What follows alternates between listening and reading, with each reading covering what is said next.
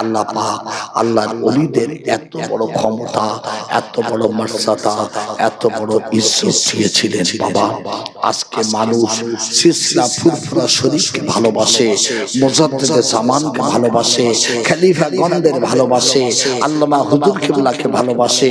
কেন ভালোবাসে? তার কারণটা কি? আল্লাহর ওলিরা মরে নাকি? মরে? মরে না, জিন্দা। আল্লাহর ওলিরা জিন্দা।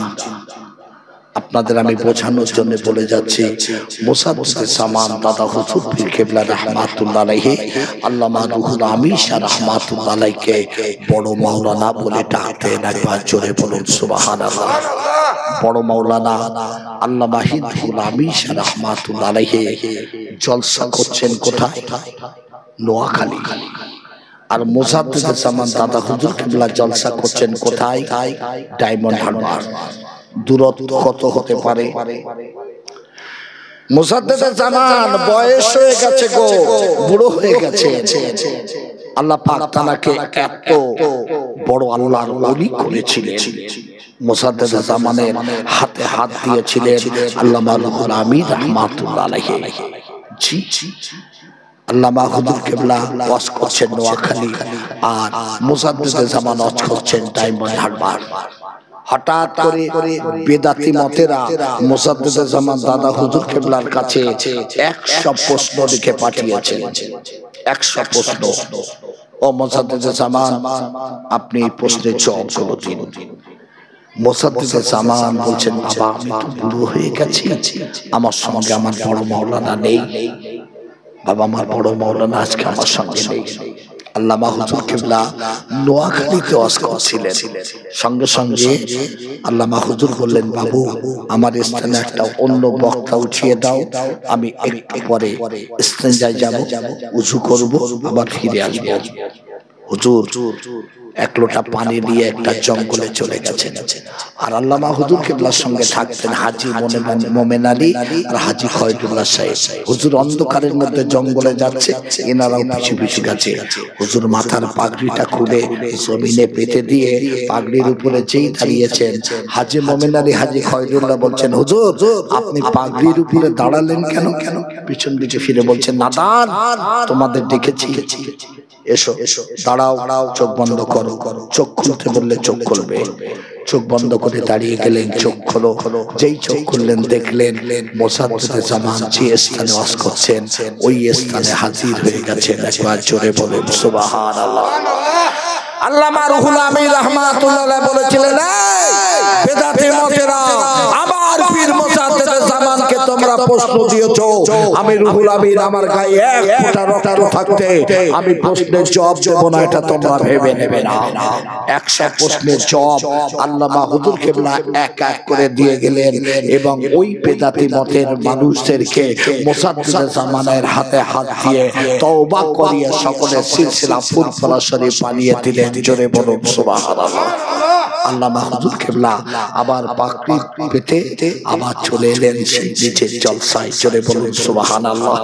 ইলমে জাহিরি, ইলমে বাতিনি, ইলমে লাদুন্নি আল্লাহ পাক দান করেছিলেন আল্লামা রুহুল আমিন রাহমাতুল্লাহ আলাইহিকে। কিন্তু কোনদিনের জন্য নিজের মুসাদ্দিদে জামানের গোলাম বেঁধে গেছেন। ফুরফুরা দরবারে যখন যেতেন কোনদিনের জন্য পীরের দরবারে জুতো পরিধান করে যায়নি। আল্লামা হুজুর কিবলা দরবারে গেছেন, এমন সময় মুসাদ্দিদে জামান বলছেন, বাবা বড় মাওলানা পুকুরে বড় শেওয়ালা হয়েছে, মানুষ গোসল করতে পারছে না, একটা লোক দেখো না শেওয়ালা ওঠানোর জন্য। মুসাদ্দিদে জামানকে বললেন, হুজুর আমি আপনার গোলাম, আমি আপনার খাদেম, আমি রুহুল আমিন আছি, শেওয়ালা আমি তুলে দেব। জোরে বলুন একবার সুবহানাল্লাহ।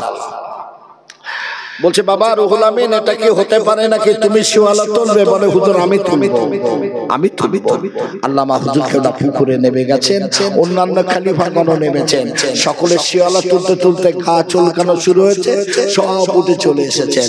দুপুরবেলা খানা দিয়েছে মুসাদ্দিদে জামান হুজুর আমার এক এক করে লাইনে দেখছেন, সবাই খানা খাচ্ছেন, আমার বড় মাওলানা নেই। বড় মৌলানা কোথায় কেউ বলতে পারে না। হুজুর লাঠিটা নিয়ে টুকটুক করে পুকুর ধারে চেয়ে দেখে আল্লামা রুহুল আমিন রাহমাতুল্লাহ আলাইহি পুকুরে একটা করে শ্যাওলা ভেসে বেড়ায়, আর সাঁতার দিয়ে দিয়ে শ্যাওলাগুলো উঠিয়ে পুকুরের পাড়ে ফেলে দেয়। চলে বলুন একবার সুবহানাল্লাহ। আল্লামা হুজুর কিবলাকে মুজাদ্দিদুল জামান ডাকছেন, বাবা বড় মৌলানা তুমি এখনো ওঠো নাই, এখনো ওঠো নাই। আল্লামা হুজুর বলেছিলেন, হুজুর আমি গুনাহগার রুহুল আমিন, আপনার অনুমতি নিয়ে আমি পুকুরে নেমেছি। একটা শ্যাওলা যতক্ষণ পুকুরে থাকবে আমি রুহুল আমিন পুকুর থেকে উঠতে পারবো না। হুজুর আপনি আমাকে পুকুরে নামার অনুমতি দিয়েছেন, আপনি আমাকে পুকুর থেকে ওঠার অনুমতি দেন নাই। আপনি যতক্ষণ আমাকে ওঠার অনুমতি না দেবেন আমি রুহুল আমিন ততক্ষণ পুকুর থেকে উঠতে পারবো না। মুজাদ্দিদ জামান বলেন, বাবা বড় মৌলানা তুমি পুকুরের কিনারায় চলে এসো। আল্লামা হুজুর কিবলা যখন পুকুরের পাড়ে দাঁড়িয়ে গেলেন, মুজাদ্দিদ জামান বুকে জড়িয়ে ধরলেন।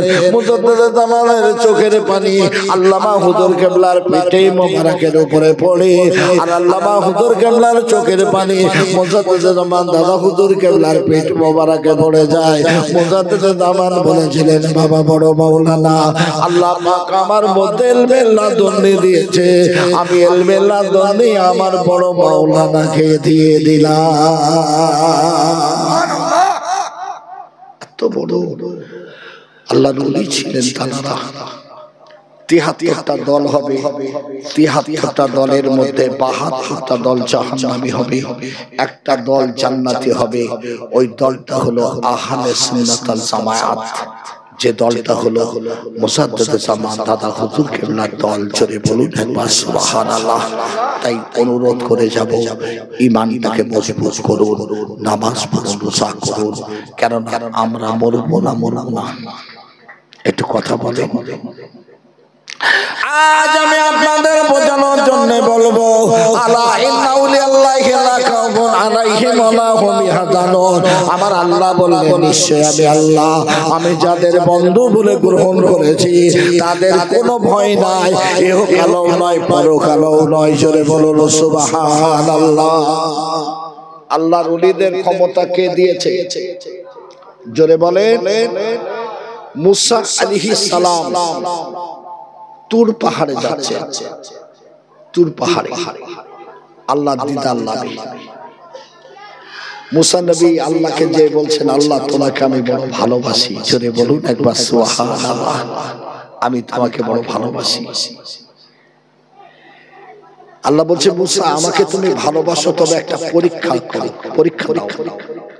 এক টুকরো মানুষের গোশ তুমি তুর পাহাড়ে আমাকে খুশি করার জন্য হাজির করো।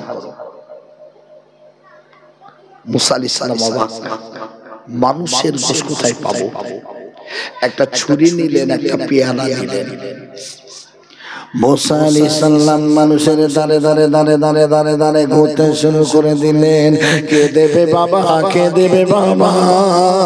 আল্লাহ পাক আমার কাছে এক টুকরো মানুষের গোশ এসে, না না মানুষের গোশ খুঁজে পাওয়া যায় না, মানুষের গোশ খুঁজে পাওয়া যায় না, না না না।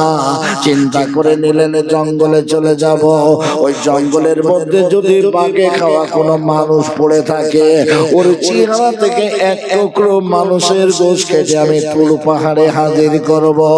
মুসা নবী জঙ্গলে চলে গেলেন, মামা মারা কোনো মানুষের লাশ খুঁজে পাওয়া যায় না। হঠাৎ করে দেখতে পেলেন একটা বৃক্ষের নিচে একজন আল্লাহর ওলি বসে বসে আল্লাহ আল্লাহ আল্লাহ জিকির করছেন। জোরে বলুন সুবহানাল্লাহ।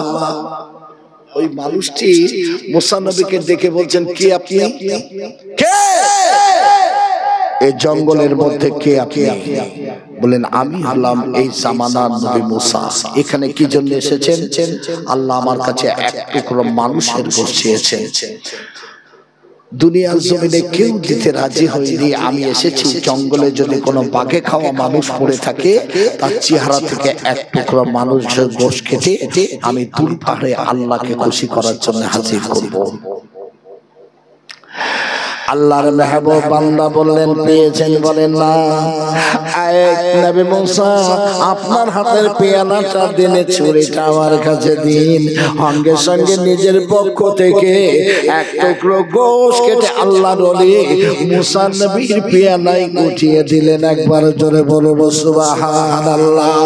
ওই নবী মুসা আলাইহিস সালাম ওই গোশের পেয়ালা নিয়ে যখন টুকরো করে এগিয়ে চলেছে, ওই সময় আল্লাহর মেহবুব বান্দা ডাক দিলেন, নবী মুসা, নবী মুসা, আল্লাহ পাক আপনার কাছে কোথার গোশত চেয়েছেন আপনি কি জানেন? বলেন না, তা জানি না, তবে পেয়ালাটা দিন, ছুরিটা দিন। আল্লাহর ওলি নিজের চেহারা থেকে অঙ্গ প্রত্যঙ্গ থেকে টুকরো টুকরো করে গোশতগুলো কেটে কেটে ওই পেয়ালায় উঠিয়ে দিলেন। মুসা নবী ওই গোশের পেয়ালাটা নিয়ে যখন আল্লাহর দরবারে চলে যায়, রাস্তার মাঝখানে একজন মহিলার সঙ্গে দেখা হয়ে যায়। নবী মুসা কোথায় যাচ্ছেন? আমি তুর পাহাড়ে যাচ্ছি আল্লাহর সঙ্গে একটু কথা বলার জন্য। বলছে আল্লাহর সঙ্গে কথা বলতে যাচ্ছেন? আল্লাহ বহুদিন আমার বিবাহ হয়েছে, কোনো সন্তান দেয় না, আল্লাহকে একটু বলবেন আমার নসিবে আল্লাহ সন্তান রেখেছে কিনা।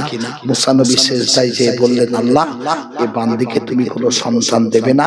বললেন মুসা বলে দাও কোনো সন্তান দেব না। মুসা নবী তুর পাহাড়ে চলে গেলেন, গোশের পেয়ালাটা রেখে এলেন।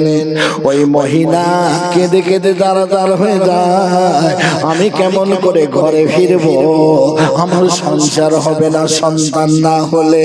ওই মহিলা জঙ্গলের মধ্যে চলে গেলেন। ওই আল্লাহর মেহবুব বান্দা বসে আছে। ওই সময় আল্লাহর মেহবুব বান্দা বললেন, বান্দি এই গভীর জঙ্গলে কি জন্য এসেছো? আমি মুসা নবীকে বললাম আমার একটা সন্তান আল্লাহ দেবে কিনা বলুন। আল্লাহ পাক মুসা নবীকে বলে দিয়েছে আমার নসিবে কোনো সন্তান রাখে নাই। আল্লাহর মেহবুব বান্দা বললেন আপনি ঘরে ফিরে চলে যান, আমি আপনার জন্য দোয়া করে দিলাম আল্লাহ যেন আপনার নসিবে সন্তান দান করে। জোরে বলুন সুবহানাল্লাহ। কিছুদিন পর দেখা গেল ওই মহিলা গর্ভবতী হয়ে গেছে। একবার জোরে বলবে, আর একটু জোরে হবে না? গর্ভবতী একটি বছর যেতে না যেতে সন্তান প্রসব করলেন। ওই সন্তানটাকে বুকে জড়িয়ে ধরে নিয়ে ছুটে ছুটে মুসা নবীর কাছে চলে গেলেন। নবী মুসা আপনি তো বলেছিলেন কোনো সন্তান দেব না, দেখুন আল্লাহ সন্তান দিয়েছে। মুসা নবী অবাক হয়ে গেলেন, তুর পাহাড়ে যে সেজদায় রত হয়ে গেলেন। আল্লাহ তুমি সন্তান দেবে না বলেছিলে, ওই মহিলাকে কেমন করে তুমি সন্তান দিলে? আমার আল্লাহ ডাক দিয়ে বলে, মুসা রে মুসা, এই মুসা তোমার কাছে একদিন এক টুকরো মানুষের গোশত চেয়েছিলাম, তোমার কি মনে পড়ে না? তুমি জঙ্গলে চলে গেছিলে, বাঘে খাওয়া মানুষের দেহ যদি পড়ে থাকে তার অর্ধেক দেহ থেকে এক টুকরো গোশত কেটে তুমি তুর পাহাড়ে আমাকে খুশি করার জন্য হাজির করবে। ও মুসা মানুষের গোশত খুঁজে পাও নাই, আমার এক মেহবুব বান্দা বৃক্ষের নিচে বসে বসে আল্লাহ আল্লাহ জিকিরে রত ছিল। ওই বান্দা যখন বলেছিল তুমি বলেছিলে, ওই বান্দা যখন শুনেছিলে তখন সঙ্গে সঙ্গে তোমার চেহারা থেকে অঙ্গ প্রত্যঙ্গ থেকে গোশতগুলো কেটে কেটে ওই বান্দা তোমার পেয়ালায় উঠিয়ে দিয়েছিল। আমি ওই বান্দিকে সন্তান দেব না বলেছিলাম, কিন্তু ওই বান্দি যখন আমার ওই মেহবুব বান্দার কাছে চলে গেল, আর মেহবুব বান্দা যখন আমার কাছে হাত ওঠালো, আমি আর হাতটা ফেরাতে পারি নাই, আমি ওই বান্দির নসিবে সন্তান দিয়ে দিলাম।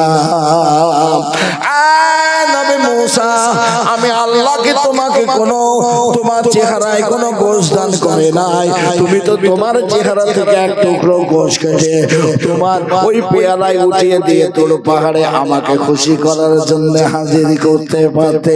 যে বান্দা আমার নাম শোনার সঙ্গে সঙ্গে অঙ্গ প্রত্যঙ্গ থেকে গোশতগুলো তোমার পেয়ালায় কেটে কেটে উঠিয়ে দিয়েছিল, আমি তার দোয়াকে কবুল করে ওই বান্দিকে আমি আল্লাহ সন্তান দিয়েছি। আল্লাহর ওলিদের আল্লাহ পাক এত বড় তার সাথিয়েছে। তবে একটা কথা বলি, মনে রাখবেন ওলিদের তুলনায় নবীদের ইজ্জত কোটি কোটি কোটি কোটি কোটি কোটি হাজার হাজার কোটি কোটি ইজ্জত বেশি আল্লাহ দিয়েছে। জোরে বলুন সুবহানাল্লাহ। খবরদার নবীদের ইজ্জত ওলিদের ইজ্জত ত্যাগ করবেন না। জি সেই ওলিদেরকে মহব্বত করুন, ওলিদেরকে ভালোবাসুন, সিলসিলা ফুরফুরা শরীফকে আঁকড়ে ধরুন। অনুরোধ করে যাচ্ছি ঈমানটাকে মজবুত করুন, কেননা সরিষার দানা পর্যন্ত ঈমান যদি আপনি আমি নিয়ে আল্লাহর দরবারে যেতে পারি, জেনে রেখে দেবেন একটা দিন না একটা দিন আমরা জান্নাতি হব। জোরে বলুন সুবহানাল্লাহ। আল্লাহ বলছেন অমাই ইশরিক বিল্লাহি ফাকাদ হারামাল্লাহু আলাইহিল জান্নাহ। পাহাড় পাহাড় সমান গুনাহ নিয়ে আমার কাছে আয়, আমি মাফ করে দেব। লা ইলাহা ইল্লাল্লাহ, আল্লাহ ছাড়া প্রভু নাই, অন্য কাউকে প্রভু বলে মেনেছো তোমার স্থান হয়ে যাবে জাহান্নামা। মুসা আলাইহিস সালাম তুর পাহাড়ে যাচ্ছেন। বাবু ঈমান মানুষের একটা কথাই চলে যাবে। তুর পাহাড়ে যাচ্ছেন, যেতে যেতে দেখছেন পাহাড়ের গুহার মধ্যে একজন আল্লাহর মেহবুব বান্দা আল্লাহ আল্লাহ আল্লাহ আল্লাহ জিকির করছেন। মুসা নবী কোনোদিন দেখেনি, হঠাৎ করে দেখলেন অসংখ্য বলতার ভেমরুল উড়ে উড়ে উড়ে উড়ে ওই মানুষটার চেহারায় বসে দংশন করে উড়ে চলে যাচ্ছে। মুসা নবী অবাক, টুক টুক টুক করে ওই মানুষটার কাছে যেয়ে বলছেন, হে আব্দুল্লাহ। আব্দুল্লাহ শব্দের অর্থ হলো আল্লাহর বান্দা। এ আব্দুল্লাহ, এখানে আপনি কত বছর আল্লাহর ইবাদত করেন? বললেন আমি 400 বছর এখানে আল্লাহর ইবাদত করি। জোরে বলুন সুবহানাল্লাহ। বলছেন এই যে বলতা ভেমরুল আপনাকে দংশন করে উড়ে উড়ে চলে যাচ্ছে, আপনার কোনো জ্বালা যন্ত্রণা হয় না? বললেন হয়। আমি বলতার কামড়কে উপেক্ষা করে ভেমরুলের কামড়কে নিয়ামত ভেবে নিয়ে আমি এখানে 400 বছর আল্লাহর ইবাদত করে যাচ্ছি, কিন্তু আমার জ্বালা যন্ত্রণা হয়, বড় জ্বালা যন্ত্রণা। আমার মনে বড় একটা স্বাদ আছে, এই জামানার নবী মুসাকে যদি একটাবার কাছে পেতাম, মুসা নবীকে একটাবার আমি নয়ন ভরে দেখতাম, আর মুসা নবীর হাত থেকে এক গ্লাস ঠান্ডা পানি পান করলে আমার জ্বালা যন্ত্রণা নিবারণ হয়েছে। তো কথাটা বুঝিয়েছে? 400 বছর ধরে আমি এখানে ইবাদত করি, বলতার কামড়কে উপেক্ষা করে ভেমরুলের কামড়কে নিয়ামত ভেবে নিয়ে, কিন্তু আমার মনে একটা স্বাদ ছিল, এই জামানার নবী মুসাকে যদি একবার দেখতে পেতাম, নয়ন ভরে দেখতাম, মুসা নবীর হাতের এক গ্লাস ঠান্ডা পানি পান করলে আমার জ্বালা যন্ত্রণা নিবারণ হয়েছে। তো মুসা নবী বললেন, এই আল্লাহর বান্দা, আপনি যাকে দেখার জন্য পাগল তিনি অন্য কেউ নয়, আমি হলাম এই জামানার নবী মুসা আলাইহিস সালাম। জোরে বলুন সুবহানাল্লাহ। আমাকে একবার আপনি নয়ন ভরে দেখে নেন, একবার নয়ন ভরে দেখে নেন, আমি আপনার জন্য এখনই ঠান্ডা পানি আনয়ন করব। মুসা নবী দাঁড়িয়ে গেলেন, মুসা নবীকে নয়ন ভরে দেখে নিলেন, মুসা নবী ছুটছেন পানি আনয়ন করার জন্য। আমার আল্লাহ বলে, আজরাইল, আজরাইল জমিনে চলে যাও, আমার ওই মেহবুব বান্দার রূহটা নিয়ে এসো। আজরাইল বলেন, আল্লাহ তোমার মেহবুব বান্দার জন্য তোমার নবী মুসা আলাইহিস সালাম পানি আনয়ন করতে গেছে, তুমি কি পানি পান করতে দেবে না? আল্লাহ বলে, আজরাইল আমি তোমাকে যেটা বলি তুমি সেটা করো। আজরাইল জমিনে চলে এলেন, ওই বান্দার রূহটা নিয়ে আল্লাহর দরবারে চলে গেলেন। মুসা নবী ছুটে ছুটে ছুটে ছুটে ঠান্ডা পানি দিয়ে ওই মানুষটার সম্মুখে এসে যখন দাঁড়িয়েছেন, দেখছেন মানুষটার লাশ পড়ে আসে, আর জঙ্গলের হিংস্র জীবজন্তু, পাহাড়ের হিংস্র জীবজন্তু গুলো ছুটে ছুটে এসে ওই মানুষটার চেহারা থেকে গোশগুলো মুখে করে নিয়ে ছিঁড়ে ছিঁড়ে চলে যাচ্ছে। মুসা নবী অবাক, মুসা নবীর হাত থেকে পানির গ্লাসটা জমিনে পড়ে গেল, জমিনে পড়ে গেল। মুসা নবী সেজদায় চলে গেলেন। আল্লাহ তুমি এত নিষ্ঠুর আমি তো জানি না যে মানুষটা 400 বছর বলতার কামড়কে উপেক্ষা করে ভেমরুলের কামড়কে নিয়ামত ভেবে নিয়ে আল্লাহ তোমার ইবাদত করে গেল, ওই বান্দাকে একটু পানি পান করতে দিলে না। আমার আল্লাহ ডেকে ডেকে বলে মুসা রে, ওই বান্দা আমার মেহবুব বান্দা ছিল, 400 বছর বলতার কামড়কে উপেক্ষা করে ভেমরুলের কামড়কে নিয়ামত ভেবে নিয়ে আমার ইবাদত করে গেছে। আমি আল্লাহ বড় খুশি হয়ে গেছি। কিন্তু মুসা রে, ওই বান্দা আমার সঙ্গে শিরিক করেছে। মুসা রে, ওই বান্দা তোমার হাতে ঠান্ডা পানি পান করে তার জ্বালা যন্ত্রণা নিবারণ করতে চেয়েছে। তুমি কি পানি খেতে দেওয়ার মালিক হয়েছো? ওই বান্দা আমার সঙ্গে শিরিক করেছে। মুসা রে, ওই বান্দা ঈমান নিয়ে মরতে পারলো না। ওই বান্দা শিরিক করে তার মওতটা হয়ে গেছে। ওই বান্দার জন্য আমি আল্লাহ জান্নাত হারাম করে দিয়েছি। ওই বান্দার স্থান হয়ে গেছে জাহান্নাম। একটা কথা,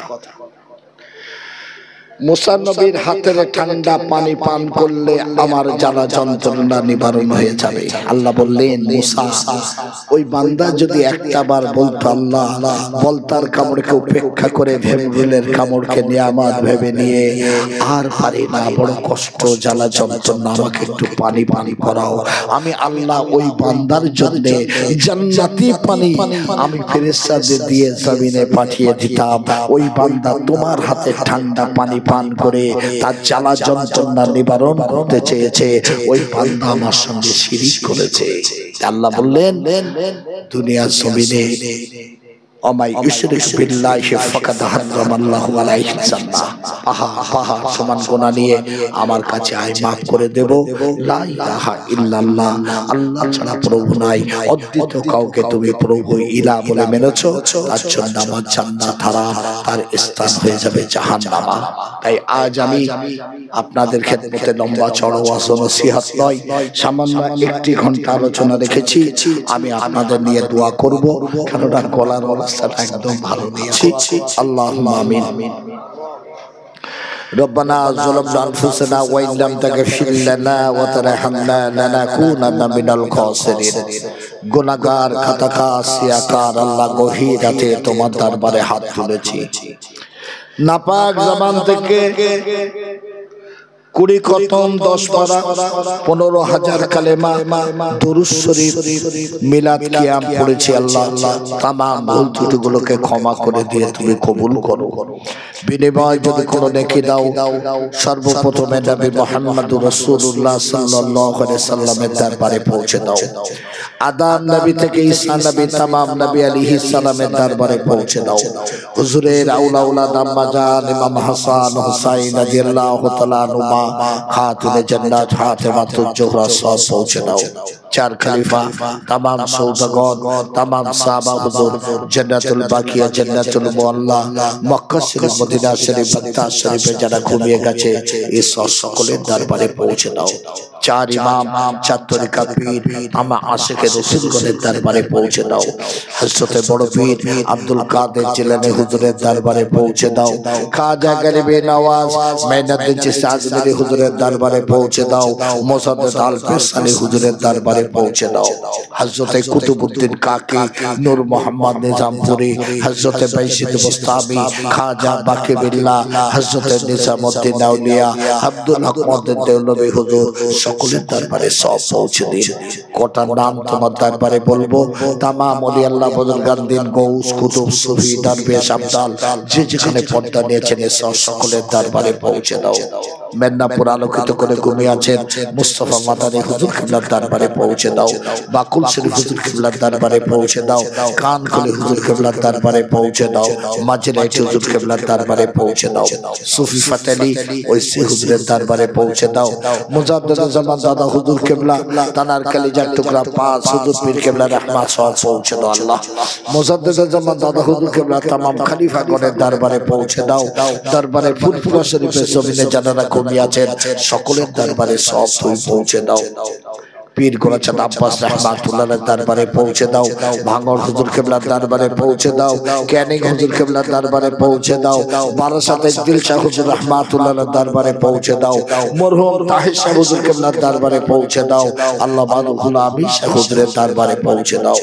আমরা যারা হাত তুলেছি আমাদের পিতৃকুল শ্বশুরকুল শাশুড়িকুল মাতৃকুল নিকটস্থ দূরস্থ যত মানুষ কবরবাসী হয়ে গেছে, এই গ্রামে তোমার ডাকে সাড়া দিয়ে অন্ধকারময় ঘরে যারা শুয়ে গেছেন, বিশেষত গতকাল 3 জন মানুষ চলে গেছেন তোমার ডাকে সাড়া দিয়ে, এই সব আল্লাহ তানাদের দরবারে তুমি পৌঁছে দাও। তানাদের প্রত্যেকের জীবনের গুনাহ মাফ করে কবরের আযাব থেকে নাজাত দিয়ে সকলকে আল্লাহ তুমি জান্নাতি বানিয়ে দিও। আমরা যারা হাত তুলেছি আমাদের জীবনের গুনাহ মাফ করে দাও, নামাজি বানিয়ে দাও, রোজাদার বানিয়ে দাও, ঈমানদার মুমিন মুসলমান বানিয়ে দাও, রাসূলের উম্মতের খাতায় নামটা লিপিবদ্ধ করে দাও। আমাদের মাঝে বা এই গ্রামে যত মানুষ আল্লাহ তোমার ডাকে সাড়া দিয়ে অন্ধকারময় ঘরে শুয়ে গেছে, এসব সকলের দরবারে পৌঁছে দাও। প্রত্যেকের জীবনের গুনাহ মাফ করে কবরের আযাব থেকে নাজাত দিয়ে সকলকে আল্লাহ জান্নাতি বানিয়ে দিও। রব্বুল আলামিন আমরা যারা হাত তুলেছি আমাদের সকলকে কাবা রাসূলের দরবারের মেহমান না বানিয়ে মওত দেবেন আল্লাহ। স্বপ্নের ঘুরে একটি বার তোমার হাবিবের নূরানি চেহারা আমাদের নসিব করে দিও মাওলা মাবুদ। আমার ভাইয়েরা যে যা ব্যবসা বাণিজ্য চাষাবাদ করেন আল্লাহ ব্যবসাগুলো কবুল করো, চাষে ফসল দাও, অভাব অনটনকে দূর করে দাও। বিশেষত আমার কমিটির ভাইয়েরা অনেকেই ব্যবসা করেন আল্লাহ, প্রত্যেকের ব্যবসাগুলোকে তুমি কবুল করো, বেশি বেশি করে রিজিক দাও, অভাব অনটনকে দূর করে দাও। আমার জলসা কমিটির ভাইদের তামাম অসুখ বিসুখ বালা মুসিবত বিপদ আপদ থেকে হেফাজত করো, তাদের উত্তরদের জীবনের গুনাহ মাফ করে আযাব থেকে নাজাত দাও। আমার জলসা কমিটির ভাইয়েরা আগামী বছর সকলের প্রচেষ্টায় এই পুনরায় জলসাকে কায়েম করতে পারে সেই তৌফিক তুমি এনায়েত করে দিও। আমার আম্মা জান বাবু জানদের তামাম অসুখ বিসুখ বালা মুসিবত বিপদ আপদ থেকে হেফাজত করো, সংসারে শান্তি দাও, সুখ দাও, স্বামী স্ত্রীর মধ্যে মহব্বত পয়দা করে দাও। আম্মা জান বাবু জানেরা স্বামী সন্তানকে নিয়ে সুখময় জীবন যাপন তামাম জিন্দেগি ইবাদত বندگی করার তৌফিক দাও। আম্মা জান বাবু জানেরা যে উদ্দেশ্যে যে নিয়তে হাত তুলেছেন সকলের মনের কামনা বাসনাকে আল্লাহ পুরা করে দিও রব্বুল আলামিন। আমরা যারা হাত তুলেছি কেউ জনমের মতো আব্বা, কেউ মা, কেউ বিবি, কেউ স্বামী, কেউ সন্তান, কেউ ভাই বোন, দাদা দাদি, নানা নানি, মামা মামি, আত্মীয় স্বজন পরিজন প্রতিবেশীকে আমরা হারিয়েছি, প্রত্যেকের জীবনের গুনাহ মাফ করে আযাব থেকে নাজাত দিয়ে সকলকে আল্লাহ জান্নাতি বানিয়ে দিও। আসমানি বালা আসমানে, জমিনের বালা জমিনে দাফন করে আমাদেরকে ভাই খিলকাপুর গ্রামকে আল্লাহ তুমি হেফাজত করো রব্বুল আলামিন। আল্লাহ তোমার কাছে ভিক্ষা চাইছি, আমাদের খালি হাত ফিরিয়ে দিও না আল্লাহ। হিন্দু মুসলিম উভয় সম্প্রদায় কাঁধে কাঁধ মিলে বসবাস করি, আমাদের ভ্রাতৃত্ব বজায় করে চলার তৌফিক দাও আল্লাহ। বিশ্বের মুসলমানদের হেফাজত করো, ভারতবর্ষের মুসলমানদের হেফাজত করো, ভারতবর্ষের জমিনে মসজিদ, মাদ্রাসা এবং মাজারগুলোকে আল্লাহ তুমি হেফাজত করো। সন্ধ্যা থেকে যা কিছু শুনেছি বলেছি নেক আমল করার তৌফিক দাও। রমজান মাসে জুমার দিনে ঈমানের কালেমা জবান থেকে জারি করিয়ে ঈমানি হালাতে রোজা হালাত আমাদের সকলের মওত খানা নসিব করে দিও আল্লাহ। এই গ্রামের মসজিদের ইমাম সাহেব, মুয়াজ্জিন সাহেব, সম্মানীয় সভাপতি সকলকে আল্লাহ হায়াতে বরকত দাও, রিজিক বৃদ্ধি করে দাও, মান সম্মান ইজ্জত বৃদ্ধি করে দাও, দ্বীন সিলসিলার খেদমত করার তৌফিক এনায়েত করে দাও আল্লাহ। আমাদের যখন মওত হয়ে যাবে কবরে শুয়ে দেবে ওই দুই ফেরেশতা মান কান্ডকারে সালেহ তালিম তুমি পৌঁছে দিও। আযাবুল কবর, হাসর, মিজান, ফুলসরাত, জাহান্নাম থেকে আমাদের সকলকে নাজাত দিয়ে তোমার রহমতের জান্নাত আমাদের নসিব করে দিও। এই মাহফিলকে আল্লাহ তুমি কবুল করো।